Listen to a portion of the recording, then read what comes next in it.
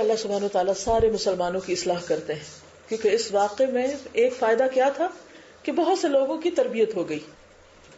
لولا اذ سمعتموہ، کیوں نہیں جب تم نے اس کو سنا. کس کو؟ اس قصے کو، اس جھوٹ کو. ظن المؤمنون والمؤمنات، گمان کیا مومن مردوں اور عورتوں نے، بانفسہم اپنے ہی بارے میں، خیرن بھلا، اچھا. وقالو اور کہا، ھذا افک مبین، کہ یہ تو بہت کھلا جھوٹ ہے. یعنی ہونا کیا چاہیے تھا کہ اسی وقت سنتے ہی تردید کر دیتے کہ یہ بالکل جھوٹی بات ہے، یہ تو یقین کے قابل نہیں. تو اللہ تعالیٰ کیا سکھا رہے ہیں صحابہ کو بھی اور ہم کو بھی، کہ جب ہم کوئی ایسی خبر سنیں کہ جو حقیقت سے بہت دور ہو تو انسان کو وہ سن کے چپ نہیں ہو جانا چاہیے، بلکہ حتی البصا اس کی تردید کرنی چاہیے کہ یہ نہیں ہو سکتا، میں یہ نہیں مان سکتی، فلاں شخص ایسا نہیں کر سکتا. بات یہ ہے کہ ایک مسلمان کا دوسرے مسلمان پر یہ حق ہے کہ وہ اس کے بارے میں ہمیشہ نیک گمان کرے. لیکن افسوس یہ کہ عموماً انسان اپنے بارے میں تو اچھا گمان رکھتا ہے لیکن دوسروں کے بارے میں بدگمانی کا شکار رہتا ہے. ہوتا نا ایسے دوسروں کے بارے میں، یعنی ہمارا رویہ عموماً کیا ہوتا ہے؟ دوسروں کے بارے میں بدگمانی. وہی کام ہم خود کریں تو وہ بالکل ٹھیک ہے، اگر کوئی اور کرے تو وہ غلط ہے. Double standards. تو اللہ سبحانہ وتعالیٰ فرماتے ہیں کہ ایسا کیوں نہ ہوا، یعنی تم سے تو یہ توقع تھی، تمہیں تو اس طرح کرنا چاہیے تھا کہ جب تم نے اس بات کو سنا تو تم اسے عائشہ اور صفوان رضی اللہ تعالیٰ عنہما کی بات نہ سمجھتے، بلکہ سمجھتے کہ تم خود ہو وہاں، کہ اگر تمہارے بارے میں کوئی یہ بات کہتا تو تم اس پر کیا کرتے. دیکھیے کہ جب ہمارے خلاف کوئی بات کرے تو کیا ہم چپ رہتے؟ ہم چاہتے کہ کسی بھی طرح ہم تردید کریں اور ہمارا دفاع ہو. اگر ہم خود تردید نہ بھی کر سکیں نا اپنے اوپر الزامات کی، تو یہ کم از کم ہم ضرور چاہتے ہیں کہ ہمارا کوئی دفاع کر دے، ہمارے سے اس الزام کو دھو دیا جائے. فرمایا کہ جو تم اپنے لیے چاہتے ہو وہی تمہیں اس وقت ان کے لیے چاہنا چاہیے تھا. اب بِأَنفُسِهِمْ کا لفظ جو ہے اس کے دو معنی ہیں. انفسہم سے مراد اپنے مسلمان بھائی، اور انفسہم سے مراد خود ان کے اپنے نفس. جیسے قرآن مجید میں مختلف مقامات پر یہ ایکسپریشن آتا ہے. مثلا ایک جگہ آتا ہے لا تلمزوا انفسکم، خود کو آگ نہ لگاؤ. تو اب خود کو تو کوئی نہیں لگاتا، مراد اس سے کیا ہے؟ اپنے مسلمان بھائیوں پر. لا تقتلوا انفسکم، اپنے آپ کو قتل نہ کرو. اس کا ایک معنی تو یہ خودکشی نہ کرو، دوسرا یہ بھی کیا جاتا ہے کہ ایسا کام نہ کرو کہ جو اجتماعی مسلمانوں کو نقصان دینے کا ذریعہ ہو، ہلاکت کا سبب ہو. سلموا علی انفسکم، اپنے آپ کو سلام کرو، یعنی آغاز کرو گے تو واپس تمہیں کو جواب میں سلام ملے گا. تو گویا تم کسی پہ احسان نہیں کر رہے، اپنے آپ پہ ہی کر رہے ہو. یعنی عام طور پہ تو ہم سمجھتے ہیں نا ہم نے سلام کیا تو شاید ہم بڑی چیز بن گئے، لیکن بات یہ ہے کہ ہم نے اپنا ہی بھلا کیا. تو دوسرے لفظوں میں یہ کہ تم نے الزام کی تردید کیوں نہ کی، تم نے اپنے بارے میں نہیں، ان کے بارے میں سمجھا کہ ان کو اپنی جگہ رکھ کے دیکھو، اپنے بارے میں اچھا گمان کیوں نہ کیا، اور کیوں نہ کہا کہ یہ افک مبین ہے. اس بارے میں ایک واقعہ بھی آتا ہے حضرت ابو ایوب انصاری کا، کہ حضرت ابو ایوب انصاری سے ان کی بیوی ام ایوب نے کہا کہ ابو ایوب تم نے سنا ہے کہ لوگ عائشہ کے بارے میں کیا کہہ رہے ہیں؟ تو انہوں نے کہا ہاں یہ سب کچھ جھوٹ ہے. ام ایوب بتاؤ کیا تم ایسا کام کر سکتی؟ تم اپنے بارے میں سوچو، تم ایسا کرو گی؟ اس نے کہا نہیں اللہ کی قسم میں ایسا کام نہیں کر سکتی. ابو ایوب نے کہا تو پھر سن لو، اللہ کی قسم عائشہ تجھ سے زیادہ بہتر ہے. اگر تم نہیں یہ کر سکتی تو عائشہ کیسے کر سکتی ہیں؟ تو اسی واقعے کی طرف اشارہ ہے کہ جیسا ابو ایوب اور ان کی بیوی نے کہا آپس کی گفتگو میں، باقی سب نے بھی ایسا کیوں نہیں کہا؟ تمام اہل ایمان کا یہی رویہ ہونا چاہیے تھا. تو اس میں کیا اصول نکلتا ہے؟ سیکھنے کی بات کیا ہے ہم سب کے لیے؟ سبق کیا ہے؟ کہ جب کوئی کسی کے بارے میں کوئی بری خبر دے آپ کو تو اس سے ثبوت کا مطالبہ کریں اور اس کو سن کر آگے نہیں دہرائیں اور اس کی تردید کریں، اور پھر یہاں دیکھیے ایک زن کا لفظ استعمال ہو اور ایک قالو کا لفظ استعمال، قول کا. زن بھی درست رکھیں اور قول بھی درست رکھیں. بدگمانی نہیں کریں، گمان اچھا رکھیں. اور اسی طرح زبان سے بھی اچھی بات نکالیں. تو دل اور زبان دونوں کی گواہی ضروری ہے. ٹھیک ہے؟ کیا سمجھ میں آیا بتائیے؟ کیا سمجھ میں آیا؟ اگر کوئی آپ کو کسی کے بارے میں آ کے کوئی غلط بات بتائے، مثلا آپ کی کسی اچھی دوست کے بارے میں بتائے کہ اس نے چوری کی ہے، اور آپ اس کو اتنے عرصے سے جانتے ہیں، کبھی آپ نے اس کے اندر ایسی کوئی چیز نہیں دیکھی، تو آپ کو کیا کرنا چاہیے؟ اچھا چوری کی ہے، اور کوئی دور پار کی بات سوچ لیں کہ ہاں شاید ٹھیک ہی ہو، آئندہ مجھے محتاط رہنا چاہیے. اور پھر اس سے کچھ نہ پوچھیں کہ کہاں کی، کیا کیا، کوئی ثبوت کچھ نہیں. اتنی دیر میں کوئی اور آتا ہے تو آپ کہیں تو پتہ فلاں نے چوری کی ہے، بغیر تحقیق بات آگے کر دیں. ایک یہ رویہ ہے. اور دوسرا کیا ہے کہ جب کوئی آپ کے پاس آ کے کہے کسی ایسے شخص کے بارے میں، خاص طور پر کہ جس کی شرافت اور اچھے کردار سے آپ واقف ہوں، تجربے سے ثابت ہو کہ وہ شخص اچھے گمان ہی کا مستحق ہے، تو کیا کرنا چاہیے؟ تردید. سب سے پہلے تو اپنا گمان ٹھیک رکھیں، کیونکہ ہم جب کسی کے بارے میں بری خبر سنتے یہ بہت بڑی آفت ہے، فوراً بدگمانی کا شکار ہو جاتے. تو ہمیں کیا کوشش کرنی ہے؟ ظن خیر رکھنا. یہ جیسے اس آیت میں دو لفظ استعمال ہے نا، ظن المؤمنون والمؤمنات بانفسهم خیرا، خیر کا ظن، اچھا گمان رکھنا. اور نمبر 2، صرف گمان ہی اچھا نہیں رکھنا، منہ سے بول کے کہنا بھی نہیں میں تو نہیں مانتا، مجھے نہیں یقین آتا، یہ نہیں ہو سکتا. یاد رہے گی یہ بات. آج کل یہ بھی ٹرینڈ بہت زیادہ ہے، کیونکہ کمیونیکیشن کا دور ہے، انٹرنیٹ پہ، ٹیلی ویژن پہ، ریڈیو پہ، اخباروں میں، ہر جگہ بعض اوقات اچھی بھلی دینی شخصیات کے بارے میں جن کی ساری زندگی ایک اچھے کاز کے لیے گزری ہوتی ہے، ان کے بارے میں غلط پروپیگنڈا شروع ہو جاتا ہے، اور لوگ اخباروں کی کٹنگ نکال کے فوٹو کاپیاں کر کر کے ایک دوسرے کو دے رہے ہوتے ہیں. اور وہ ہوتا ہے کیا، پک اینڈ چوز، ادھر سے ملا جوڑ کے، اور دوسروں کی شخصیت کو بدنام کیا جاتا ہے. حالانکہ اگر ان باتوں کی گہرائی میں جائیں تو بعض اوقات وہ باتیں اس طرح ہوتی نہیں ہیں.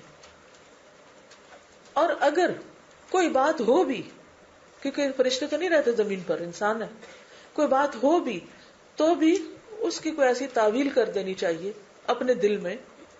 اگر تردید نہیں کر سکتے تو تعویل کر لینی چاہیے، اور یہ سمجھ کر خاموش ہو جانا چاہیے، اور اس کو آگے نہیں پھیلانا چاہیے کہ وہ بھی انسان ہے، غلطی ہر ایک سے ہو سکتی.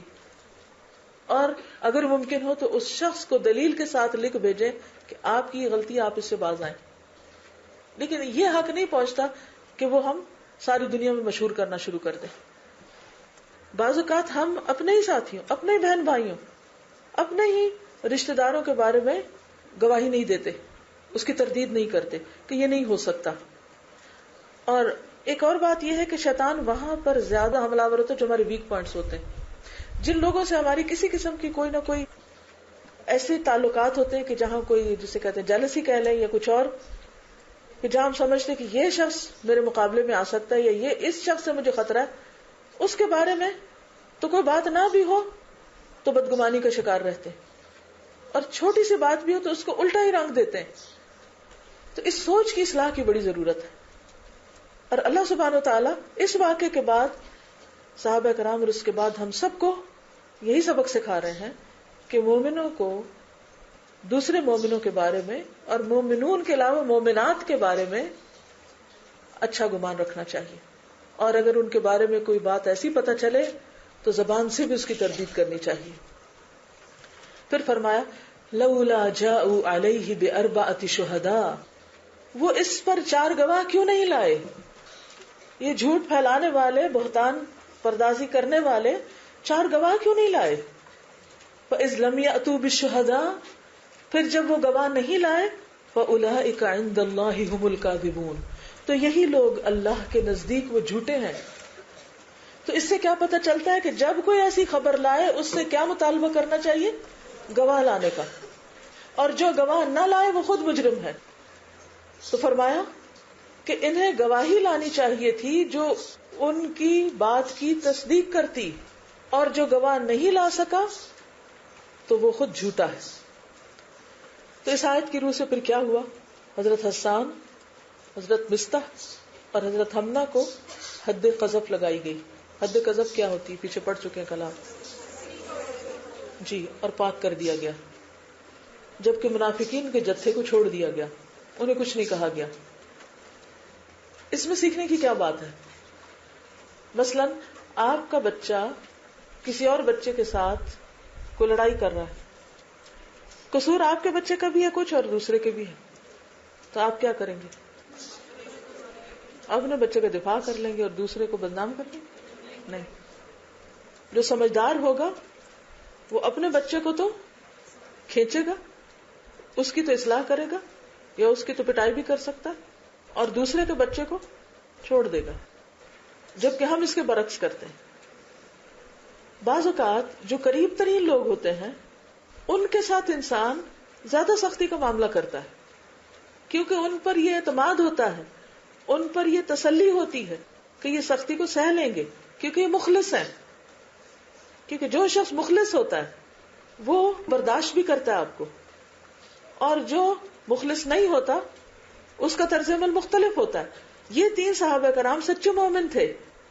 نبی صلی اللہ علیہ وسلم نے صرف زبانی معافی نہیں لی ان سے، بلکہ اللہ کے حکم کے مطابق ان پہ حد جاری کی، اور وہ پھر بھی دین کے ساتھ رہے. بلکہ حضرت حسان بن ثابت جو نبی صلی اللہ علیہ وسلم کا دفاع کرتے تھے، انہوں نے حضرت عائشہ کی شان میں بھی شعر لکھے. ایک شعر ان کے لیے کہا کہ حسان رزان ما تزن بریبۃ وتصبح غرثا من لحوم الغوافل. پاک دامن، عقل مند، حضرت عائشہ کی شان میں کہتے ہیں پاک دامن، عقل مند، اور ہر شک کو شبہ سے بالا ہے، یعنی ان کے بارے میں کوئی شک نہیں کیا جا سکتا. بھولی بھالی معصوم عورتوں کا گوشت کھانے سے بھوکی رہتی ہیں، یعنی کسی کی غیبت نہیں کرتی. حضرت عائشہ کو جب انہوں نے یہ شعر سنایا تو وہ کہتی ہے تم تو ایسے نہیں ہو، یعنی تم میرے بارے میں یہ کہہ رہے لیکن تم نے خود ایسے نہیں کیا. بہرحال بعض اوقات انسانوں کے درمیان غلط فہمیاں ہو جاتی ہیں اور ایک دوسرے سے بہت کچھ کہہ بھی دیا جاتا ہے، لیکن کسی کی خوبی کا اعتراف کرنا ایک سچائی کا اظہار کرنا. عموماً جن لوگوں سے ہمارا کوئی اختلاف ہوتا ہے، ہمیں ان کی کوئی 1-2 باتیں پسند نہیں آتی، تو پھر ہم عموماً کیا کرتے ہیں؟ ان کی ساری اچھائیوں پہ پانی پھیر دیتے ہیں. نہیں، جو چیز ٹھیک نہیں وہ ٹھیک نہیں، لیکن جو ٹھیک ہے اسے بول کے کہیں یہ ٹھیک ہے. کسی کی خوبی چاہے اس کی طرف سے آپ کو کوئی تکلیف بھی پہنچی ہو، یہ بہت بڑی بہادری ہے، یہ بہت بڑا اخلاقی کردار ہے. سوچئے کسی بھی انسان کے بارے میں جس سے آپ کو کوئی تکلیف پہنچی، کوئی تو ہوگا ہی، اور اگر نہیں تو آپ دنیا میں نہیں رہتے، کسی اور پلانٹ پہ. اس دنیا میں ممکن نہیں کہ کسی سے کھٹ پٹ نہ ہو. تو آج کے ہوم ورک میں یہ ہے کہ آپ اس کی کسی خوبی کا اس سے اعتراف کریں یا کسی اور کے سامنے اس کی تعریف کریں. یہ ایک بہت اچھا طریقہ ہوتا ہے جس سے انسانوں کے دل کے اندر جو ایسی باتیں جمع ہو جاتی ہیں وہ نکل جاتی ہیں. اور اگر کسی کے خلاف کوئی غیبت ہو گئی یا کوئی بدگمانی دل میں ہو گئی تو جب آپ اس کی تعریف کر دیں گے تو اللہ تعالیٰ اس صدمے کو اور اس غم کو بھی آپ کے اندر سے نکال دے گا، یا وہ جو آپ کی غلطی ہے اس کو بھی دور کر دے گا. کیونکہ ہر شخص کا ایک مختلف لیول ہوتا ہے، یعنی کسی کا نیکی اور بدی میں 50-50 کا ریشو ہوتا ہے، کوئی 60-40 ہوتا ہے، کوئی 40-60 ہوتا ہے، کوئی 90-10 ہوتا ہے. تو بعض اوقات ایسا ہوتا ہے کہ ایک شخص 90% غلط ہوتا ہے لیکن پھر بھی احتمال ہوتا ہے کہ اس کے اندر 10% خیر ہے. اب اگر آپ 90% سے مغلوب ہوئے بغیر 10% کو آپ ابھارنا شروع کریں تو وہ ریشو بہتر ہو جائے گا. اس کی طرف سے جو آپ کو 90% پریشانی ہوتی ہے وہ 10% ہو سکتا رہ جائے، 90% خیر ملنے لگے. لیکن چونکہ ہم ٹریگر کس کو کرتے رہتے ہیں؟ 90%، تو پھر وہ اور زیادہ بڑھ جاتا ہے. تو ہمیں کوشش یہ کرنی چاہیے کہ اس 10% کو آگے بڑھائیں. ہر انسان کے اندر خامیاں ہیں، کوئی بھی فرشتہ نہیں. کسی سے اگر آپ خیر چاہتے ہیں تو کیا کریں؟ سلموا علی انفسکم، خود کو سلام کریں. کیسے؟ ایسے لوگوں کے ساتھ بھلائی کریں جن سے بھی آپ کو شکایت ہے. ان کی تکلیف کے باوجود، چاہے وہ شوہر ہے، بچے ہیں، پیرنٹس ہیں، بہن بھائی ہیں، کوئی بھی ہے، آزما کے یہ دیکھ لیجئے کہ جس کی طرف سے آپ کو تکلیف پہنچتی ہے، ہر تکلیف کے جواب میں آپ ایک بھلائی اس سے کر لیں، ایک اچھائی اس سے کر لیں، تو آپ کا یہ احسان اس کی زبان کاٹے گا، اس کے شر کو انشاءاللہ خیر میں بدلے گا، کیونکہ انما یوفی الصابرون اجرہم بغیر حساب، اور یہ جو بغیر حساب ہے یہ آخرت کے علاوہ دنیا میں بھی شروع ہو جاتا ہے اجر، یہ آپ کو انسٹنٹ ریوارڈ ملتا ہے. اچھا ہوتا ہے کہ ہم ایک آدھ دفعہ کو اچھا کر کے پھر دیکھتے ہیں اچھا اب یہ کیا کرتا ہے، پھر وہ پرانی عادت سے مجبور. مثلا بچوں کے ساتھ زیادہ مشکل ہوتی نا، وہ ہمارے ساتھ زیادتی بھی کرتے ہیں، ہم صبر کے ساتھ ان کو پیار سے سمجھاتے ہیں، ان کی خواہشات پوری کر دیتے ہیں کچھ نہ کچھ، پھر کیا ہوتا ہے پھر وہ وہی خرابی کرتے ہیں، پھر ہم کہتے ہیں اب ان کو فلاں چیز نہیں دیں گے، پھر مجبور ہوتے ہیں اپنی محبت سے پھر دے بیٹھے. لیکن اگر ایسے مواقع پر مثلاً آپ کا بچہ زور سے بول رہا ہے، چیخ چلا رہا ہے، تو کوشش نہ کریں کہ آپ اس سے اونچا چیخیں، کیا کریں آپ دھیمے ہو جائیں. اگر کوئی آپ کے ساتھ بدتمیزی کر رہا ہے تو آپ آزما کر دیکھیں، آپ اپنے اصول پر قائم رہیں اور آپ اپنے اچھے رویے کو ہاتھ سے نہ جانے دیں، کامیابی آپ ہی کے لیے. لیکن اگر آپ وقتی طور پر زیادتی کر کے اپنے آپ کو کامیاب سمجھ رہے ہیں تو یہ آپ کی بھول ہے. زیادتی کرنے والے کبھی کامیاب نہیں ہوتے، مسرفین جو ہیں وہ اللہ کے پسندیدہ نہیں ہوتے. ہاں انتقام یا بدلے کا برابر کا حق ہے، لیکن اگر کوئی معاف کر دیتا ہے تو اس سے زیادہ بڑے درجے پر ہے. پھر فرمایا وَلَوْلَا فَضْلُ اللَّهِ عَلَيْكُمْ وَرَحْمَتُهُ فِي الدُّنْيَا وَالْآخِرَةِ، اور اگر اللہ کا فضل اور اس کی رحمت تم پر نہ ہوتی دنیا اور آخرت میں تو کیا ہوتا؟ لَمَسَّكُمْ فِي مَا أَفَضْتُمْ فِيهِ عَذَابٌ عَظِيمٌ، تو جن باتوں میں تم پڑ گئے تھے ان کی وجہ سے تم کو عذاب عظیم چھو جاتا. اگر اللہ کا فضل و احسان نہ ہوتا، کیا تھا اللہ کا فضل و احسان؟ کیا ہوا؟ بہتان باندھنے والوں کے بہتان کی بر وقت تردید ہو گئی. بس 1 مہینے کا صبر آزما پیریڈ تھا، اس کے بعد وحی کے ذریعے اس پہ بند باندھ دیا گیا. اگر اللہ کی طرف سے وحی نہ آتی تو کیا ہوتا؟ اگر تم پر اللہ کا فضل اور احسان اور اس کی رحمت نہ ہوتی تو تمہارے اس عمل کی وجہ سے تم دنیا اور آخرت میں مشکل میں پڑ جاتے. تو سب سے پہلے بتائیے فضل کیا تھا؟ بر وقت الزام کی تردید، خصوصی مدد تھی. اگر یہ نہ ہوتی تو کیا ہوتا؟ شاید حضرت عائشہ اور حضور صلی اللہ علیہ وسلم کے درمیان علیحدگی ہو جاتی. شاید صحابہ کے 2 گروہ اوس اور خزرج کے لوگ آپس میں جو لڑنے لگے تھے، ہو سکتا ہے کہ وہ لڑائی مزید بڑھ جاتی.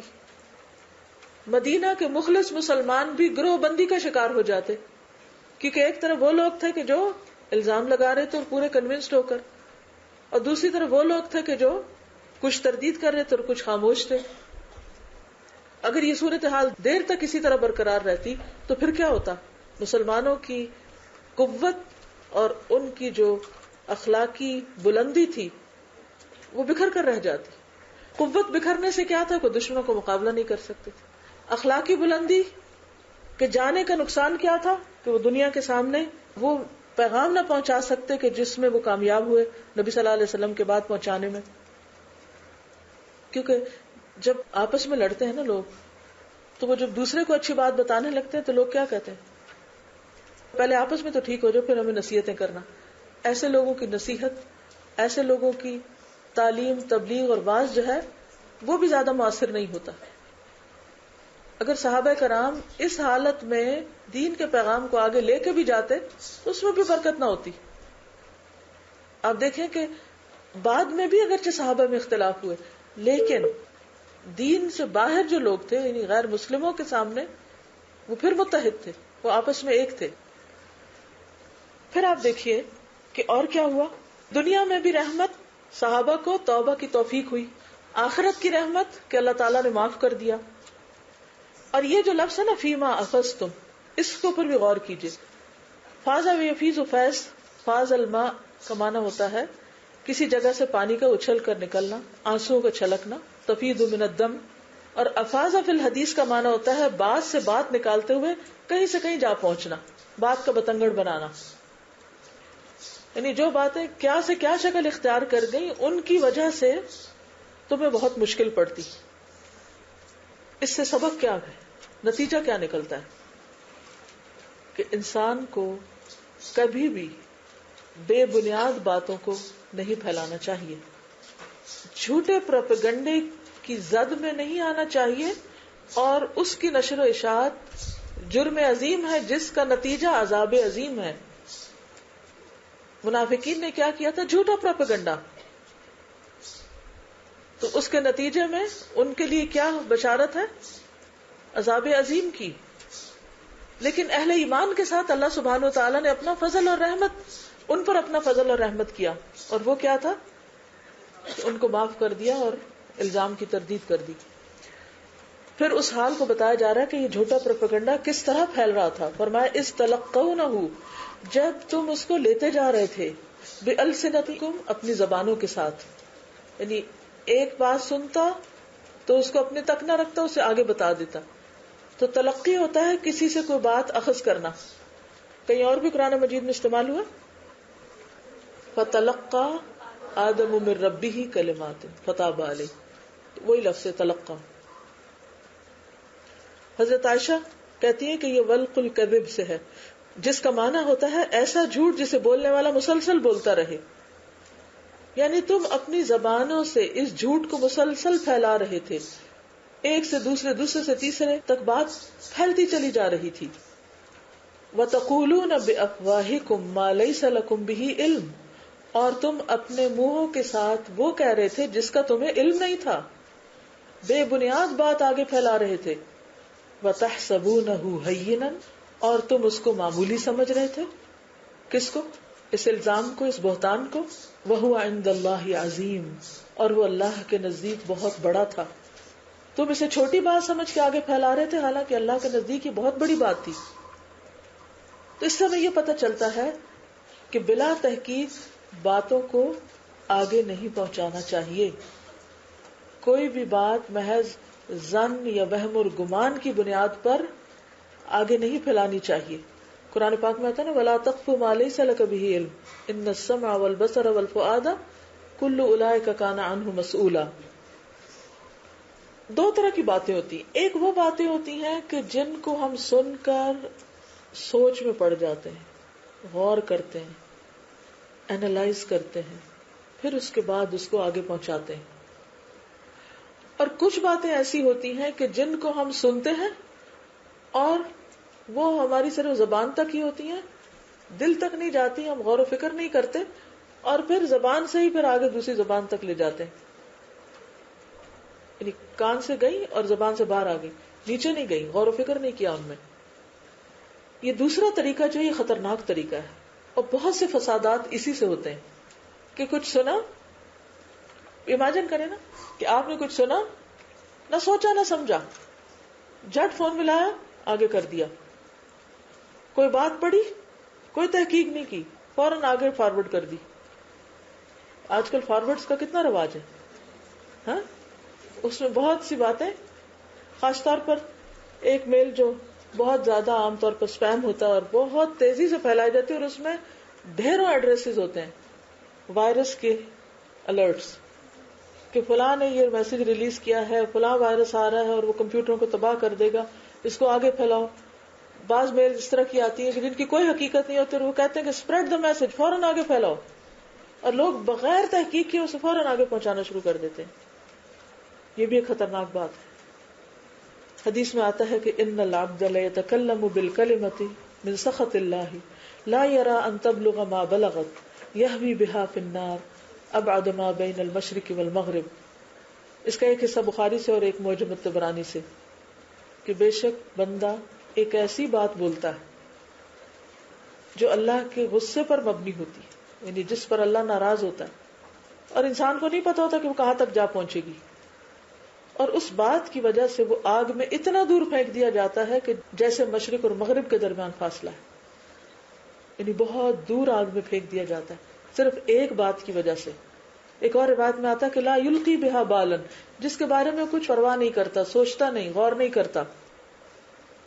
تو اس سے یہ پتہ چلتا ہے کہ بے سوچے سمجھے باتیں کرنا، بے سوچے سمجھے باتیں پھیلانا، تحقیق کے بغیر دوسروں کے بارے میں جھوٹی باتیں کرنا، یہ سب اللہ کے نزدیک بڑے بڑے جرائم ہیں، اور انسان اس کو کیا سمجھتا ہے؟ ہینن، معمولی بات. خصوصی طور پر اگر کوئی بات اللہ، اس کے رسول اور دین کے بارے میں ہو، اس کو تو وہیں روک دینا چاہیے جب تک آپ اس کی تحقیق نہ کر لیں. کیونکہ اگر آپ اس کو آگے کریں گے تو بعض اوقات لوگ آپ کو نہیں، اللہ سبحانہ وتعالیٰ کو یا نبی صلی اللہ علیہ وسلم یا ان کے ازواج یا ان کے گھر والوں کو یا دین کی اور باتوں کو کیا کریں گے؟ بدنام کرنا شروع کر دیں گے. اب دیکھیں کہ اس وقت بہت سا جو اسلام کے خلاف پروپیگنڈا ہو رہا ہے، اس میں ایک بڑا حصہ سو کالڈ مسلمز کا بھی ہے. وہ کیا کرتے ہیں؟ اللہ رسول کے نام پر کئی لطیفے بنے ہوئے، وہ جوکس کے طور پر اپنی مجلسوں میں بیٹھ کر کرتے رہتے ہیں کہ اس سے کیا فرق پڑتا ہے، تو معمولی بات ہے، ہم تو صرف یو جوکنگ، یہ کہہ کے وہ بات کر دیتے ہیں. اچھا، بہت سے لوگ بھی اس کو سن کے انجوائے کرتے ہیں اپنے ٹیسٹ کے مطابق، وہ پھر آگے مزید پھیلاتے ہیں، مزید پھیلاتے ہیں کچھ باتیں جن کی کوئی حقیقت نہیں. جب وہ پڑھتے ہیں، بعض اوقات مسلمانوں کے اندر بھی ایسے منافقین ہوتے ہیں، ہر دور میں رہے ہیں، غدار قسم کے لوگ کہ جن کو اللہ رسول سے کوئی وفاداری نہیں ہوتی، بلکہ اللہ رسول کے احکام ان کو اپنے لیے ایک مصیبت لگتے ہیں. وہ کیا کرتے ہیں کہ اگر انہیں چھوٹی سی بھی کوئی بات سمجھ نہیں آتی تو وہ اعتراضات کا ایک بہت بڑا پلندہ اکٹھا کر کے لوگوں میں سرکولیٹ کرنا شروع کر دیتے ہیں اور دین کے بارے میں شکوک و شبہات پھیلاتے ہیں. حتیٰ کہ بعض اوقات وہ قرآن پاک کی اوتھینٹسٹی کے بارے میں بھی شک کا شکار ہو جاتے ہیں. حدیث کی تو خیر بات ہی چھوڑیے، ہر دوسرے گھر کا مسئلہ ہے کہ لوگ قرآن کو تو پھر بھی مان لیتے ہیں لیکن حدیث کا انکار کرتے ہیں. پیچھے وجہ کیا ہے؟ کہ کس پروپیگنڈے سے متاثر ہے؟ اسی قسم کے عام کیے ہوئے کوئی ایک حدیث لے لیتے ہیں اور کہتے ہیں کہ کیا یہ تمہاری سمجھ میں آتی، کیا عقل میں آتی، اور اگر یہ ایک حدیث ایسی ہے تو پھر ساری حدیثیں ناقابل اعتبار. چھوٹے معمولی لوگ نہیں، بعض اوقات بڑے بڑے مفسرین جنہوں نے قرآن کی تفسیریں کی ہیں وہ متواتر احادیث کا انکار تک کر دیتے ہیں. شیطان کا ہمیشہ سے یہ وتیرہ رہا ہے کہ وہ لوگوں کے اندر وسوسے ڈالتا ہے اللہ کے خلاف. اب دیکھیں کہ بہت سے لوگ اس مصیبت کا شکار ہوتے ہیں کہ اللہ سبحانہ وتعالیٰ کے خلاف وسوسے دل میں ڈالتا ہے، رسول اللہ صلی اللہ علیہ وسلم کے خلاف، خصوصاً آپ کی شادیوں کے بارے میں، ازواج مطہرات کے بارے میں، صحابہ کے خلاف، قرآن کی مختلف آیات کے بارے میں. ایسے میں کرنا کیا چاہیے؟ اگر کسی کے اندر کوئی ایسا وسوسہ آیا تو کیا حکم ہے، کیا کیا جائے؟ ہاں، حدیث میں آتا ہے کہ جب تک انسان اس کو منہ سے بولتا نہیں، وہ دل میں رہتا ہے تو اس کی پکڑ نہیں، لیکن جب انسان اس کو بول دیتا ہے اور وہ آگے پھیلنے لگتا ہے تو جہاں تک جاتا ہے پھر کیا ہوتا ہے؟ وہ سب کو گمراہ کرنے کا ذمہ اسی کے سر پڑتا ہے. تو خلاصہ اس آیت کا یہ ہے کہ بعض باتیں دیکھنے میں بڑی معصوم لگتی ہیں، مذاق لگتے ہیں، مزاح لگتے ہیں، لیکن اللہ کے نزدیک انتہائی غضبناک کرنے والی ہوتی ہیں. ان تمام چیزوں سے پرہیز لازم ہے. وَلَوْلَا إِذْ سَمِعْتُمُوهُ، اور کیوں نہیں جب تم نے اس کو سنا تھا. کس کو؟ اس جھوٹ کو. قُلْتُمْ، کیوں نہیں کہا تم نے، مَا يَكُونُ لَنَا أَن نَّتَكَلَّمَ بِهَٰذَا، ہمارے لیے جائز ہی نہیں کہ ہم ایسی باتیں کریں.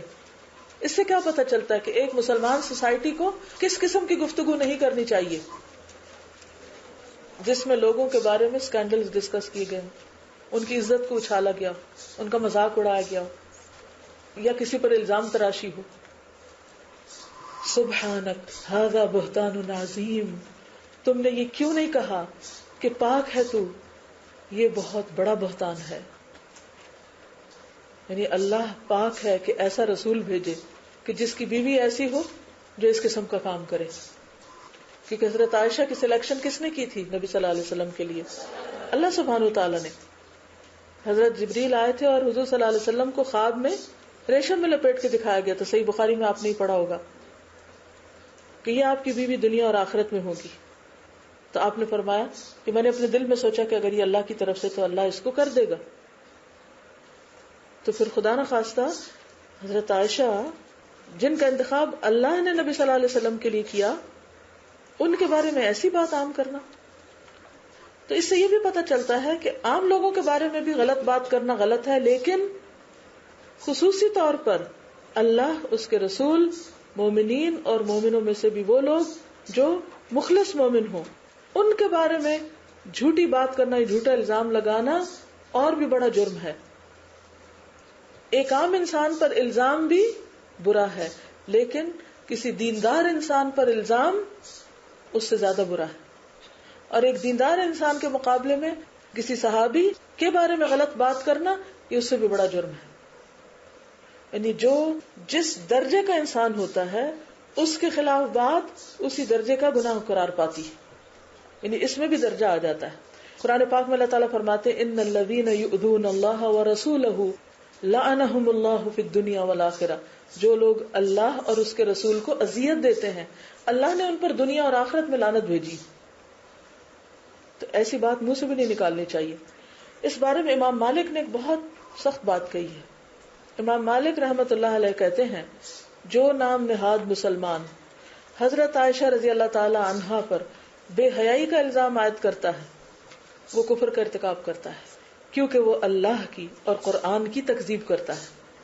اللہ سبحانہ وتعالیٰ نے قرآن مجید میں حضرت عائشہ کا دفاع کیا ہے، اور اگر اس دفاع کے باوجود کوئی حضرت عائشہ پر الزام رکھتا ہے تو بہت بڑا جرم کرتا ہے. اب دیکھیں کہ لولا سے جب بات شروع ہوتی ہے نا، لولا کیوں نہیں ایسے ہوا، تم نے ایسا کیوں نہیں کہا، یعنی تمہیں ایسا کہنا چاہیے تھا کہ ہمیں ایسی باتیں نہیں کرنی چاہیے. یہ بہت بڑا بہتان ہے. یعنی اگر کسی کی باتیں سن کر کوئی دل میں وسوسہ بھی آ گیا تو بھی تمہیں اس کی تردید کرنی چاہیے تھی کہ نہیں یہ نہیں ہو سکتا. اس میں ہم سب کے لیے کیا سبق ہے؟ ایک سبق بتائیے تو آگے چلوں. حسن ظن رکھنا چاہیے اور کسی پر بھی لگائے گئے جھوٹے الزام کی تردید کرنی چاہیے.